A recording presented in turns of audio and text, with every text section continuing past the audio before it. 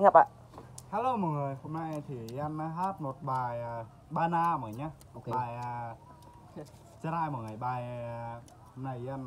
hát cho một 50. Bài Bana mọi người. Hôm nay thì anh Trang TV giao lưu với các chị em mọi người nhé. Thì bây giờ em sẽ hát từ một bài Bana mọi người nhé. Okay.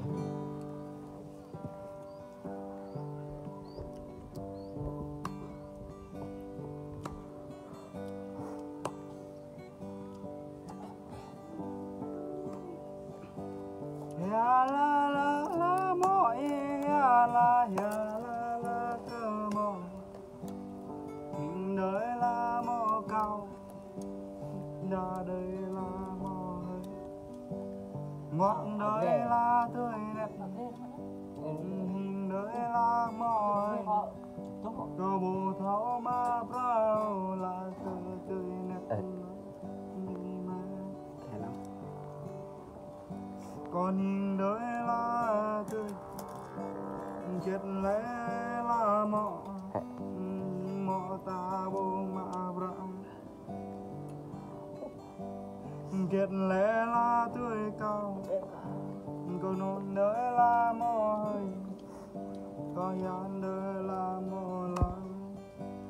mò đời là mò cao đi đời là tươi hay có bộ tháo ya cơ tươi là ninh đời là cơ một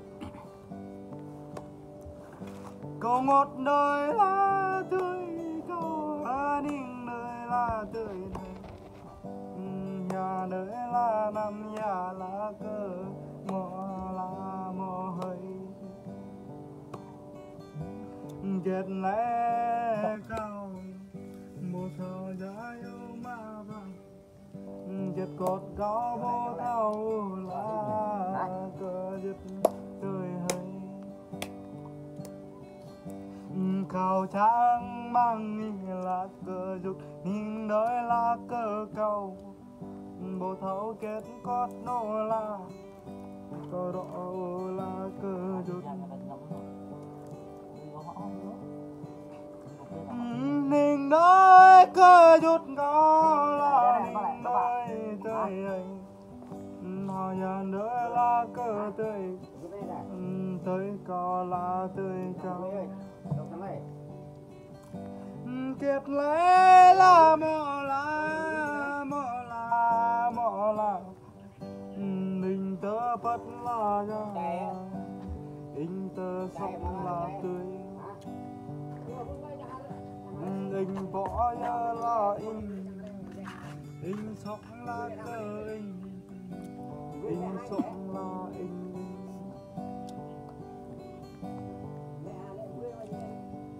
anh cro soi lặng là anh tươi hay còn hình đời là cơ mọ bồ thao kết con nô la mọ là mọ anh ta sống là anh cua xoay lặng là anh cua xoay lặng là anh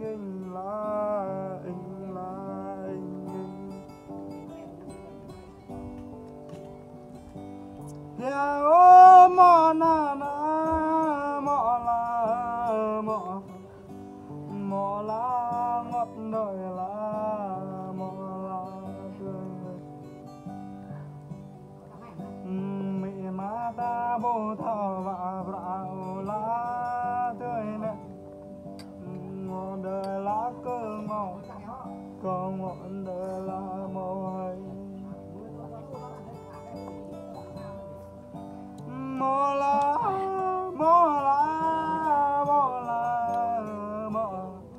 ngọn đời là mò cao ya đời là mò đời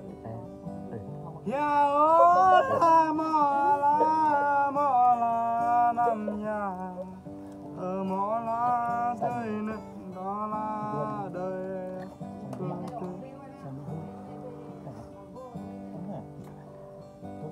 anh tớ sốc rồi lặng bộ thao lá kê dục có ngon đời là tươi nặng có đời là tươi tươi đùa cao nó bình dương bộ máu bạc ô la cao tố sai con na đùa thun bộ máu bạc mô có bác trai bạc xếp bộ lúa lá tươi còn nhìn đó lá tươi nét đó đây anh anh tâm nhớ anh là anh nắm tờ nhớ là anh cru soi lặng anh tớ bất soi à anh bố năm đẹp cơ anh vật là anh ta năm bất nhờ anh bố khắp cơ là anh ngọt đời là anh cô ngọt đời là tươi hơi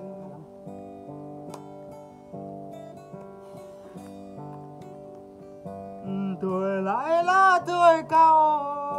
bố thâu mà bravo là kết lẽ là tươi hơi dòng thọ trang cười là năm tháng em đi đâu tại sao em đi bình dương do anh dạy tươi là tươi do anh bỏ tiền ít nhẹ tại sao anh đi bình dương không có tiền trả lại anh em đi đâu chạy đi đâu bình dương về có tiền ít quá nhé ở đây không có tiền cho lại em tại sao em đi lấy chồng em chạy đi đâu nhé do anh đang chờ em nhé tại sao em không về nhà bên kia có người đang chờ ya ola mọ có mọ lại năm nhà đời lá tươi có lá tươi cao lá cơ mọ mò lá mò thôn lắm có to quan bộ trang mưa là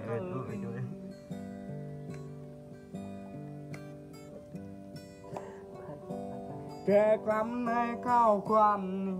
bộ na là tươi mừng thấy thức cao to bờ sang chàng mang bộ kiệt cao nào hoa nào bộ hối cao tôi cao ở đây là sơ tươi lá